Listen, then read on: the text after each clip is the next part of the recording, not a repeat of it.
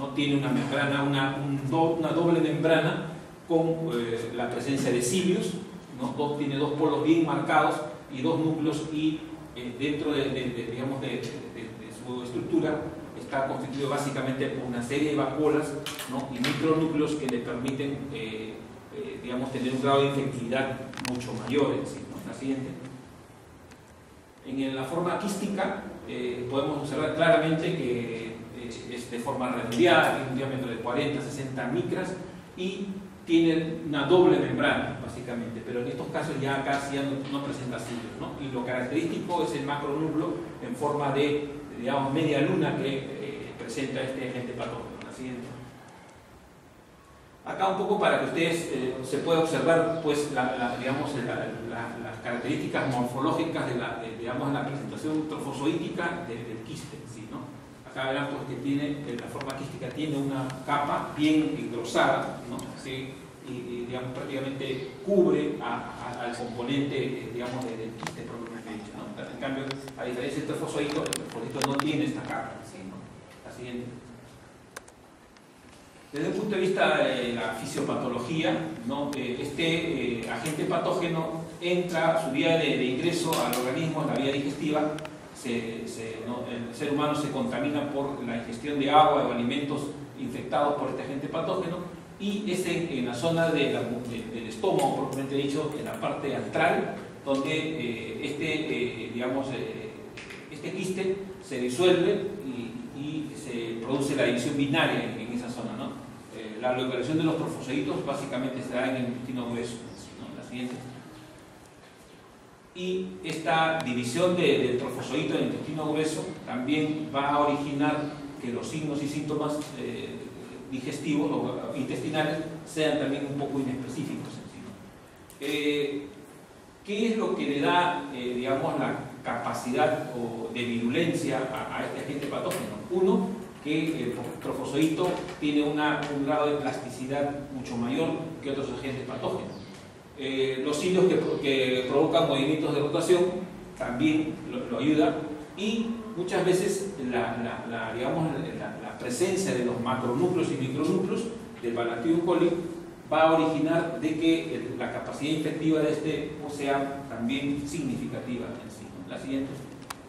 Tiene, como cualquier otro agente patógeno, dos polos, ¿no? La boca y el polo anal en sí, ¿no? Desde un punto de vista epidemiológico, pues es una enfermedad cosmopolita que se da mayormente en zonas tropicales, ¿no? Los vectores, hay vectores que de una u otra manera también intervienen, que están asociados, que son los insectos, y el cerdo es el reservorio más natural de este agente patógeno, ¿no? La mayor fuente de infección son las heces del cerdo, prácticamente, que es a través de ellos que nos contaminamos, ¿no? La siguiente. Bueno, este es parte del ciclo de vida digamos, del quiste, la forma quística, ¿sí? La siguiente. Acá podemos observar cómo a nivel el quiste ingresa por la vía oral a través de alimentos contaminados o a través del agua también infectada, ¿sí? Infestada, ¿sí? ¿No? La siguiente. Y lo que va a originar básicamente ataca básicamente al tracto gastrointestinal, pero básicamente al intestino grueso en sí, ¿no? Ahí, bueno, podemos encontrar la forma muchas veces quística, ingresa el quiste, pero a nivel del tracto gastrointestinal ya la evolución de este va a originar el trofozoito, que es el trofozoito el que origina toda la sintomatología y sintomatología del paciente portador de esta patología. La siguiente. Bueno, este es un poco para la división binaria que se da a nivel del trofozoito. La siguiente. Acá, ¿no? Lo que sigue continúa y ahí hay cierta gemación de este trofozoito y va a originar a la multiplicidad de este agente patógeno. La siguiente. Aquí, mayor frecuencia, ¿no? Y tener en consideración siempre el ciclo, ¿no? El ciclo que utiliza para poder infectar este tipo de agente patógeno. La siguiente. Acá, bueno, son las zonas más, digamos, específicas en las cuales el trofozoito se interactúa y causa daño, ¿sí? Porque puede ser muchas veces en el colon derecho, muchas veces hay pacientes que presentan dolor, y se puede observar que después de una serie de exámenes, ¿no? Son pacientes que son portadores muchas veces de ameomas en etapas iniciales. siguiente. Estas son las manifestaciones clínicas que son muchas veces un poco inespecíficas. Hay un tiempo prudencial en el cual se presentan evoluciones de 4 o 6 días, evolución. En esos 4 o 6 días toda la sintomatología es un poco inespecífica, pero que de una u otra manera, pues al momento de hacerle el examen microbiológico podemos hacer el diagnóstico, ¿no? En el caso de las manifestaciones clínicas crónicas, tener en consideración el tipo de heces, ¿no? Hay que examinar las heces, que son heces con moco y sin sangre, a diferencia de otras patologías intestinales que cursan con moco y con sangre. En este caso es con moco y sin sangre. El paciente presenta náuseas, vómitos, hay anorexia y cefalea, ¿no? Y en el caso, digamos, en el caso de la infectividad de tipo aguda, se ha podido observar que las exposiciones son con sangre y pus, hay disentería y el dolor abdominal es intermitente, ¿no? Cursa con pujo y tenesmo, y finalmente se puede observar que la presencia de las úlceras, digamos, a nivel de mucosa, son un poco, están asociadas básicamente a este tipo de manifestaciones clínicas en el paciente.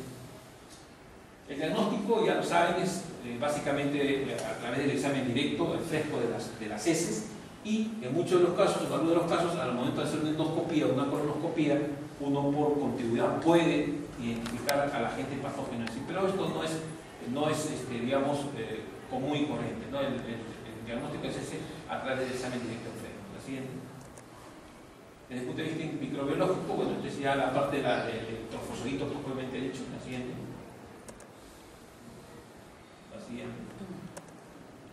El diagnóstico diferencial, siempre plantearlo con los diferentes tipos de colitis crónicas inespecíficas, básicamente, ¿no? Y colitis ulcerativa. La siguiente. Bueno, este es un poco para hacer diagnóstico diferencial entre la Balantidium coli, la colitis ulcerativa, y la termohistolítica, ¿no? Pueden observar básicamente que en Balantidium coli tiene ciertas características, presenta náuseas, vómitos, cefaleas, ¿no? Heces con sangre, diarrea, dolor abdominal, y hay un aumento de la mucosa en sí, ¿no? Si comparamos con las demás digamos, enfermedades como la colitis ulcerativa y la termohistolítica, vamos a ver que tienen ciertos signos y síntomas comunes en sí. Entonces, un poco que nos puede ayudar un poco en la clínica, pero repito, el diagnóstico de laboratorio es el que manda prácticamente. La siguiente. En el caso de la giardiasis, que es otra patología intestinal, ¿no? El agente etiológico es la giardia Lambert, ¿no? Que básicamente se encuentra en el duodeno en sí. Esta giardia sí, muchas veces cuando se hace una endoscopía, ¿no? Y se toman biopsias gástricas y biopsias duodenales, porque el endoscopio sí llega hasta el duodeno, hasta la primera porción, sí se puede identificar básicamente. Y se ha podido asociar de que pacientes con gastritis crónica, digamos, activa, con presencia de Helicobacter pylori, muchas veces cursan con una duodenitis asociada a giardiasis. Entonces, últimamente se ha podido observar en algunos casos la asociación entre digamos, Helicobacter pylori con giardiasis. Son pacientes que no responden al tratamiento con Helicobacter pylori y continúan con problemas gastrointestinales. Entonces se ha podido observar eso, ¿no? El estado de efectividad, ya saben que es la forma quística, y casi siempre su hábitat es el intestino delgado, específicamente en el duodeno, básicamente. Los reservorios de la giardiasis es en el humano, y probablemente muchas veces está asociado a animales salvajes o animales domésticos. El mecanismo de transmisión casi siempre es común, la contaminación fecal-oral, y la vía de contaminación básicamente fecal-oral, ¿no? La siguiente. Tiene una distribución mundial, desde el punto de vista epidemiológico, sí, la giardiasis es a nivel mundial. Muchas veces se han podido digamos, identificar inclusive epidemias, entre comillas, en pacientes en digamos, países orientales, básicamente. La prevalencia básicamente se da porque el clima cálido, templado, digamos, predisponen a su digamos, infectividad de la misma, ¿no? Los grupos de riesgo de la giardiasis son lactantes, preescolares y pacientes con inmunodepresión en sí. Y los factores de riesgo también están asociados básicamente a un saneamiento inadecuado, ¿no? Hábitos higiénicos inadecuados, Por eso es que últimamente se está incentivando el lavado de manos, etcétera, etcétera, ¿no? Porque se puede observar que uno de los elementos epidemiológicos que hace proclive que esta digamos, patología yardiásica se dé con mayor intensidad es que los factores de riesgo no están bien neutralizados en el ambiente sanitario de nuestro medio, ¿no? La siguiente. Bueno, ya lo conocen ustedes desde el punto de vista microscópico. La presentación de la Yardia en trofosoditos es como una pera, ¿no? Al revés, con una vinculación como ojos de búho, ¿no? Espiriforme, simétrico, digamos la longitud es de 12 a 20 micras de largo y 6 a 15 micras de ancho. Tiene dos núcleos bien delimitados, como ustedes lo ven ahí, ¿no? Y tiene 4 pares de flagelos, ¿no? Que le permite a nivel duodenal fijarse en la mucosa duodenal y poder identificarlo al momento de hacer el estudio de la biopsia duodenal en sí con hematoxina, ¿no? Sí se encuentra casi con frecuencia en este tipo de pacientes la yardiasis en duodeno, ¿no? La siguiente. Bueno, esta es la parte de la forma quística, que es oval, tiene 2 a 4 núcleos, así siempre, miren, acá, y de una u otra manera pues tiene algunos restos de flagelos, ¿no? A nivel digamos, de la zona periférica que le permite su movilidad, ¿no? A nivel intestinal. La siguiente. El ciclo biológico, bueno, eso ya un poco como que ya creo que ustedes ya lo conocen, es en cuestión del quiste. Hay un desquistamiento en el duodeno, se da origen al trofosodito, y este no solamente se va a quedar en el duodeno, sino puede llegar hasta el yeyuno, y la adhesión de los quistes a la mucosa es lo que va a originar la sintomatología, digamos, intestinal, propiamente dicho, ¿no? Hay daño a la mucosa, sí, hay un enquistamiento de la mucosa, por eso muchas veces la salida en ese de este huésped infectado no es tan común, o muchas veces es común, pero muchas veces cuando la cuantía de este agente patógeno no es la adecuada, muchas veces no sale en las heces y se queda pues infectado en la mucosa, digamos, del duodeno básicamente, ¿no? La siguiente. Bueno, este es ya el ciclo biológico muy parecido al anterior que hemos señalado. La siguiente. Bueno, desde el punto de vista de la patogenia, por ejemplo, qué es lo que afecta, o sea, qué órganos afecta, ya hemos señalado, duodeno y yeyuno, a la cabeza, ¿no? Hay irritación y necrosis. Nosotros desde el punto de vista microscópico, lo que podemos observar en la mucosa duodenal, básicamente uno, hiperplasia de las glándulas, segundo, un componente inflamatorio tipo crónico y agudo perivascular, y en un caso extremo hay presencia de necrosis o infarto, digamos, intestinal en sí, ¿no? Este infarto básicamente casi siempre es un infarto de tipo mural, no es intramural, sino es de tipo mural, ¿no? Y esto va a originar que haya cierta dificultad en la absorción, ¿no? Y por lo tanto se produce la diarrea, ¿no? La siguiente.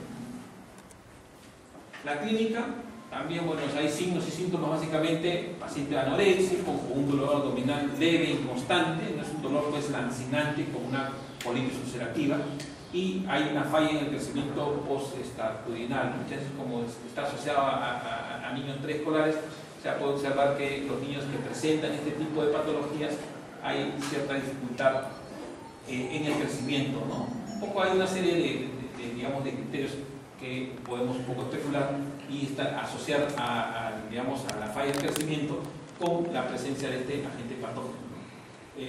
Los signos más comunes es la diarrea y la fetidez fecal, ¿no? Son personas que las heces tienen un olor bien fétido, bien fuerte, ¿sí, no? La siguiente.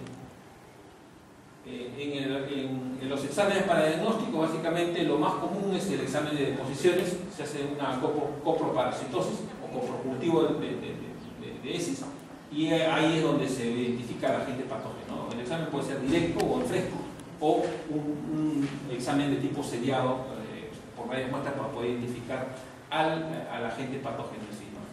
En algunos casos se utiliza ELISA, ¿no? Cuando ya pues, son pacientes que no responden digamos, a los elementos convencionales de diagnóstico, ¿no? Y el PCR en algunos casos también se utiliza, pero este PCR es de alto costo, por eso es que comúnmente no se da, ¿no? Pero tener en consideración y en cuenta que el PCR sí es un elemento diagnóstico para este tipo de patologías en sí, pero que no se usa. Casi siempre el 99% de diagnóstico se hace como coprocultivo básicamente. La siguiente. Ojo, el hallazgo de hallarte a nivel de endoscopía es un hallazgo casual, pero que sí se reporta. Medidas preventivas, ya todas las que ustedes saben, educativas, en lo que se refiere al aspecto sanitario, hay que hervir el agua, hay que filtrar el agua, etcétera, etcétera, ¿no? Las deposiciones, lógicamente, tienen que tener digamos, desarrollar la parte sanitaria, ¿no? Por eso es que casi siempre se señala que este tipo de patologías está asociado al desarrollo sanitario, ¿sí? Por eso es que se supone que el Ministerio de Salud tiene que incentivar, digamos, o mejorar el aspecto sanitario en la población para poder prevenir este tipo de patologías en sí, porque no ganamos nada sin que digamos, la parte sanitaria no se pueda combatir en sí, ¿no? Así es.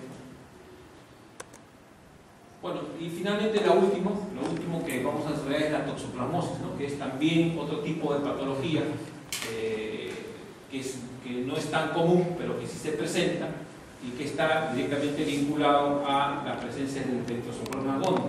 También hay una serie de familias de toxoplasmosis, pero el más frecuente, el más común es el Toxoplasma gondii.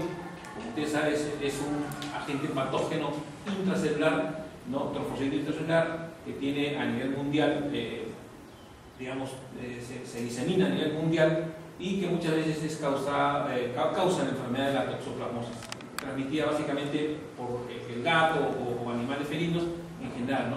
Los cuales casi siempre o siempre son huéspedes definitivos del parásito propiamente dicho, ¿no? Entonces, los gatos y los felinos son el huésped definitivo de este parásito.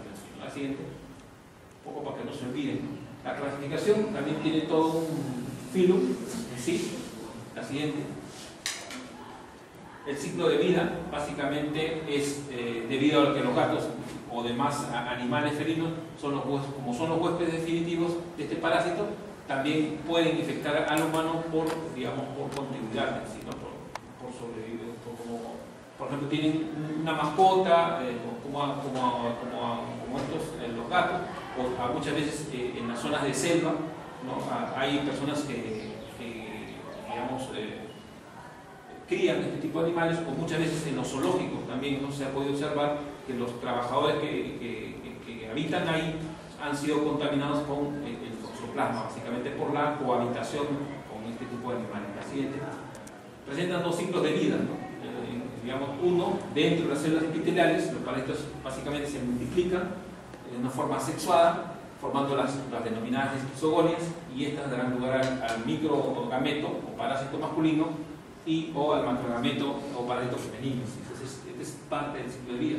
Y en el segundo de los casos, los gatos también pueden adquirir la infección cuando ingieren los parásitos que ellos mismos muchas veces digamos, expulsan a través de las heces o comiendo a otros animales, como por ejemplo los ratones o las ratas. Entonces, hay doble, digamos, ciclo de infectividad en estos casos. Siguiente.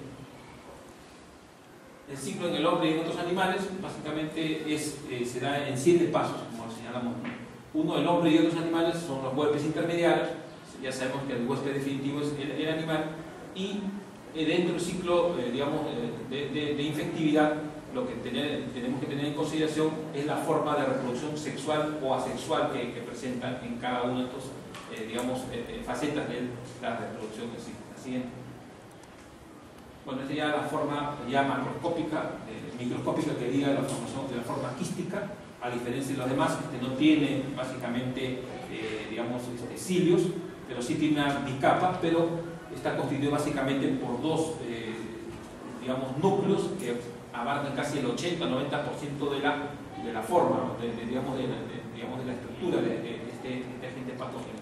Y los taquizoitos, que son básicamente los elementos intermediarios entre el coquiste y el quiste propiamente dicho, ¿no? Que son los elementos que tienen cierta, digamos, grado de infectividad mayor que en las otras dos etapas. ¿No? La siguiente. Dentro de la patogenia comprende dos etapas, ¿no? La etapa aguda, ¿no? y la etapa crónica, básicamente. La etapa aguda está relacionada básicamente a la proliferación del ciclo del parásito y la fase crónica a la etapa quística del ciclo del parásito, que es la etapa básicamente infectiva del parásito. La siguiente. En el caso de la fase aguda, el parásito se puede observar que hace daño, penetra la pared intestinal. Una vez que penetra la pared intestinal, interactúa a nivel de la mucosa y la submucosa, puede ingresar por vía linfática o hemática, y a través de la vía linfática o hemática de la pared intestinal puede diseminarse a una serie de tejidos, no solamente intestinal, no a una serie de tejidos. ¿Sí, no? En la cuarta etapa se producen, intracelularmente los taquizoitos, a tal punto que van a poder lisar las células que ellos infectan y poder liberar su contenido y seguir su ciclo. ¿Sí? En este caso ya, ahí en la quinta etapa pasan de célula en célula a través de los macrófagos, que los fagocitan, y estos macrófagos también pueden estar asociados a los linfocitos y a granulocitos, que de una u otra manera también van a ser elementos que van a coadyuvar a que este agente patógeno pueda viajar por vía hemática y infectar algunos otros órganos tejidos, digamos, en otras zonas. ¿No? La siguiente. En la fase crónica ya está asociada directamente al desarrollo de la inmunidad de la persona en sí, ¿no? La fase aguda y la fase de infectividad. La fase crónica un poco asociarla al desarrollo de la inmunidad del paciente en sí, ¿no? Por eso que se puede observar que cuando estos pacientes se infectan, pueden, este agente patógeno puede llegar a una serie de órganos o tejidos y puede desencadenar pues una enfermedad y llegar a la muerte inclusive, ¿no? Se puede observar que cuando utiliza la zona hemática, y en el caso de las pacientes gestantes, ¿no? Interactúa a nivel placentario, esto va a originar que los fetos puede producir muerte fetal, o si el feto sobrevive puede presentar una serie de malformaciones, entre ellas puede tener un aumento de la masa de la zona del sistema nervioso central y producir una hidrocefalia propiamente dicha. Entonces está asociado este tipo de parásitos con la hidrocefalia cuando hay malformaciones congénitas en fetos, ¿no? La siguiente.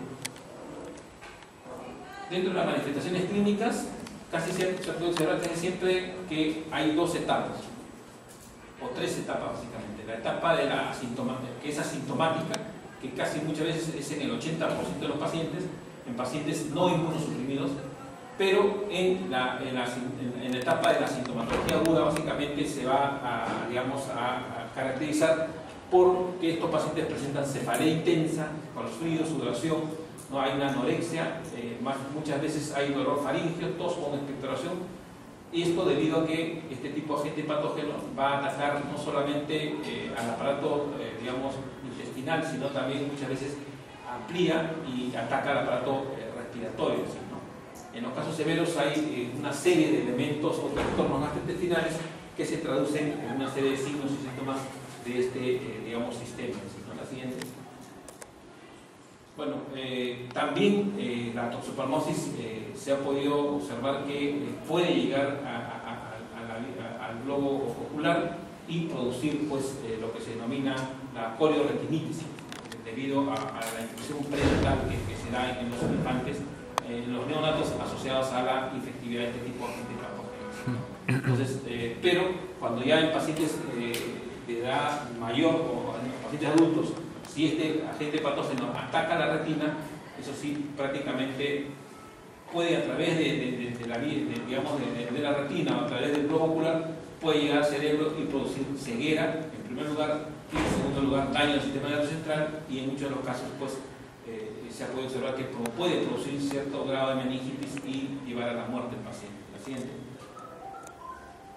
En el embarazo, ya hemos señalado básicamente que muchas veces la infectividad se produce a través del contacto con el portador definitivo, que es el gato.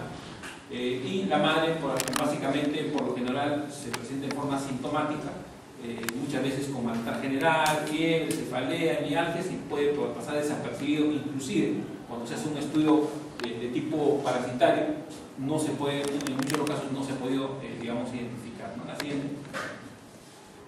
El riesgo de transmisión congénita básicamente es a través de los trimestres, ¿no? Sí, y el daño de infectividad a nivel de fetal y el daño que produce también está relacionado.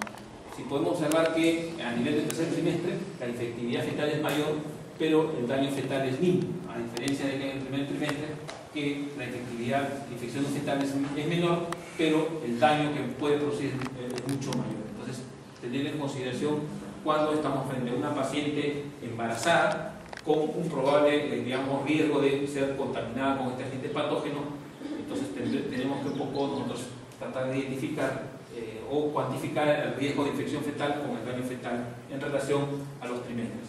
La siguiente. Bueno, hay tres tipos de infectividad tipo congénita. La infección generalizada, la siguiente, que produce una mortalidad de 12%, ¿no? Lo que denominan encefalitis aguda, lo que señalamos hace un momento, cuando esta infección es a nivel del primer trimestre o a la mitad del embarazo. Muchas veces, si el feto es viable, va a nacer, pero con una serie de digamos, alteraciones digamos, en el sistema nervioso central o en algunos órganos que atacan, ¿no? Siguiente. En los casos graves hemos señalado que producen hidrocefalia, etc. ¿no? Las secuelas son irreversibles, básicamente. Si es que este agente patógeno ataca a través de la vía transplacentaria y origina daños a nivel del feto y este sobrevive, todos estos daños o estas secuelas son irreversibles, ¿no? La siguiente. La siguiente. Bueno, el diagnóstico básicamente se realiza a través de las pruebas serológicas. Se utiliza, digamos, en las primeras semanas de infección, digamos, dosaje de inmunoglobulinas. Y se puede observar que la inmunoglobulina M y la G, ¿no? Después de 2 semanas, son las que de una u otra manera se tornan positivas frente a la presencia de la infectividad de este tipo de este patógeno, ¿sí? Se utiliza también las pruebas de ELISA, el PCR, las aglutinaciones. Hay una serie de digamos, pruebas de laboratorio que podemos utilizarlas para poder hacer el diagnóstico de este tipo de patógeno. Pero las pruebas serológicas es la más común, es las más convencionales y las que comúnmente se utilizan en el día a día, ¿no? La siguiente. La prevención, todo lo que ustedes saben, bueno, hay que tener cuidado bastante, si tienen gatos, tener bastante cuidado con tipo de gato, vacunarlos, ver las heces, todo lo que ustedes realmente digamos, escuchan o saben en lo que es prevención de enfermedades infectocontagiosas. Así es. Pues es un caso clínico que es interesante, un poco para redondear la cosa. Se trata de una paciente femenina de 26 años de edad que está embarazada, digamos, está gestando, y en el primer trimestre de su estado de gestación acude al servicio de parasitología para hacer un estudio de laboratorio en busca de una posible toxoplasmosis aguda, ¿no? ¿Y por qué? Porque el médico de atención primaria le prescribió porque la paciente presentaba cierto grado de amenaza de aborto, ¿no? Ojo, recordar que las amenazas de aborto en el primer trimestre están asociadas directamente a este tipo de patologías parasitarias. Es decir, no necesariamente una amenaza de aborto es como consecuencia, pero tener en consideración paciente primer trimestre con amenaza de aborto, una de las posibilidades es probablemente que está contaminada con este tipo de toxoplasmosis. Y si cría gatos, todo lo que ustedes ya saben más o menos, tener en consideración eso. La siguiente. Bien, al llegar al centro, la paciente se encuentra básicamente es encuestada para tener datos clínicos y epidemiológicos, y de esta manera se halla que no presentaba otros signos o síntomas relativos a la enfermedad, básicamente. En cuanto a la posible vía de infección, la paciente señaló que procedía de una zona rural, que no convivía con gatos, además no había sido receptora de sangre o no había aplicado ningún trasplante de órganos, algunos que solían comer carne cruda y no solía comer carne cruda o poco cocida. La siguiente. Se realizó una primera toma de muestra de 2 mililitros de sangre, ¿no? Para realizar los exámenes serológicos que correspondieron a un ELISA para detectar los tipos de anticuerpos, o sea, la inmunoglobulina A y la inmunoglobulina B, y una inmunofluorescencia indirecta para detectar anticuerpos antígenos de inmunoglobulina G. Miren, se tomaron además 2 mililitros en caso de ser necesario, un poco para hacer la contraprueba, y realizar el PCR, ¿no?, para detectar el gen SAG2 del exosoma agudo. La muestra analizada resultó positiva para ELISA y negativa para la inmunofluorescencia. Vale decir que la inmunofluorescencia, como señalaba hace un momento, no es tan específica en sí, ¿no? La ELISA se consideró. Por lo que se consideró que la paciente debía estar en la fase aguda de la infección y se decidió realizar PCR, la cual aportó la confirmación esperada, ¿no? O sea, con PCR se confirmó. Ojo, esta paciente se supone que decía que el único dato, digamos, epidemiológico era la amenaza de aborto del primer trimestre.